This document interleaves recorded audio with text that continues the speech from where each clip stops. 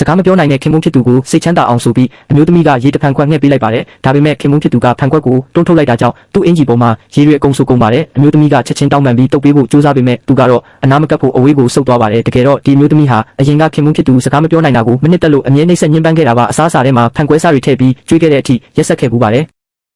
ဒီလိုရက်တွေကြောင့်အမျိုးသမီးကိုသူဘယ်တော့မှမယုံရဲတော့ပါဘူးအခုလည်းသူ့ကိုနှိပ်စက်ဖို့နီလန်းတစ်ရှာနေတာလို့ပဲသူထင်နေပါတယ်ဒါပေမဲ့သူမသိတာကတော့ဒီအမျိုးသမီးရဲ့ကိုယ်ထဲမှာတခြားဝိညာဉ်တစ်ခုရောက်နေပြီဆိုတာပါပဲသူမကတော့ဒီခန္ဓာကိုယ်ပိုင်ရှင်ဟောင်းရဲ့လုပ်ရက်တွေကိုတိတ်ကိုယွန်းရှာပါတယ်ချမ်းသာတဲ့မိသားစုရဲ့ဇနီးအဖြစ်ဆက်ရှိနေဖို့အတွက်ခင်မုန်းဖြစ်သူအပေါ်အမားပြင်ဆင်ပြီးကောင်းကောင်းမွန်မွန်နေထိုင်သွားဖို့သူမဆုံးဖြတ်လိုက်ပါတယ်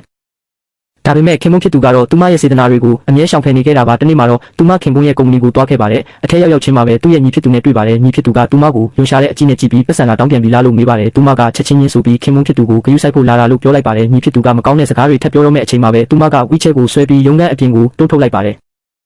ညီဖြစ်သူကိုလွှတ်ပြီးတဲ့နောက်ခင်မုန်းဖြစ်သူစိတ်ပြေလျော့သွားအောင်အလိုက်တတိနဲ့နှိပ်ပေးနေပါတယ်အဲ့ဒီအချိန်မှာပဲသူမရဲ့တငယ်ချင်းမရောက်လာပါတယ်သူမရှိနေတာကိုမြင်တော့တငယ်ချင်းမကတိတ်ကိုအံ့ဩသွားပြီးဘာလာလောက်တာလဲလို့မေးပါတယ်သူမကလည်းဒီကုမ္ပဏီပိုင်ရှင်ရဲ့ဇနီးဖြစ်လို့ကြိုက်တဲ့အချိန်လာလို့ရတယ်လို့ပြန်ပြောလိုက်ပါတယ်မထင်မှတ်ပဲတငယ်ချင်းမကသူမဟာအလုပ်ကိုလာနောက်ရှက်နေတာလို့ဆွဆွဲပါတယ်သူမကစိတ်မရှိတော့ပဲအခုချက်ချင်းထွက်သွားဖို့အမိန့်ပေးလိုက်ပါတယ်မတက်တာတဲ့အစုံတငယ်ချင်းမလည်းရေဖန်ခွက်ကိုချထားခဲ့ပြီးထွက်သွားရပါတော့တယ်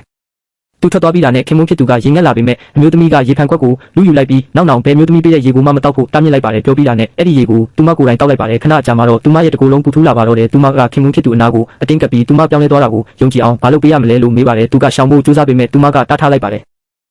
သူမသတိပြန်ဝင်လာတဲ့အချိန်မှာတော့ခင်မုန်းဖြစ်သူကသူမကိုရင်ခွင်ထဲမှာတင်းတင်းကြပ်ကြပ်ဖတ်ထားပါတယ်ခုနကသူမအပြုတ်မှုတွေထူးဆန်းနေတာကိုသိလိုက်ပြီးတမင်လောက်တာမဟုတ်ဘူးလို့ချက်ချင်းပြောပါတယ်ခင်မုန်းဖြစ်သူကမင်းအဲ့ဒီရေကိုတောက်ပြီးမှထူးဆန်းသွားတာလို့သတိပေးလိုက်မှသူမအားလုံးကိုနားလည်သွားပါတယ်သူမရဲ့တငယ်ချင်းမဟာခင်မုန်းအပေါ်မကောင်းတဲ့ရည်ရွယ်ချက်ရှိနေမှန်းသူမသိလိုက်ရပါပြီအဲ့ဒီအချိန်မှာပဲတငယ်ချင်းမကရုံးခန်းထဲကိုခိုးကြောင်ခိုးဝဲပြန်ဝင်လာပါတယ်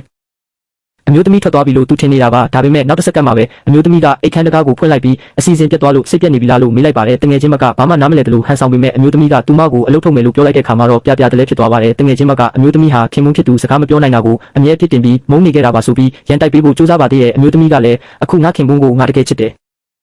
သူစကားမပြောနိုင်ရင်တော့ငါချစ်နေအောင်ပါပဲလို့ပြန်တိုက်စစ်ဆင်လိုက်ပါတယ်တငယ်ချင်းမကတော့စွန့်သွားပါတော့တယ်အလုံးမထုတ်ဖို့ခင်မုန်းဖြစ်သူကိုအတနာခံပေမဲ့သူကတော့တက်တော်ဆောင်တွေကိုခေါ်ပြီးသူမကိုအတင်းမောင်းထုတ်ခိုင်းလိုက်ပါတယ်အမျိုးသမီးကလည်းခင်မုန်းဖြစ်သူကိုနောက်မှပို့ပြီးတံမိုးထားသွားမယ်ဘယ်တော့မှအထင်မသေးတော့ဘူးလို့ကတိပေးလိုက်ပါတယ်ဒါနဲ့ပဲခင်မုန်းဖြစ်သူကသူမကိုနောက်ဆုံးတစ်ချိန်ထပ်ပြီးယုံကြည်ဖို့ဆုံးဖြတ်လိုက်ပါတော့တယ်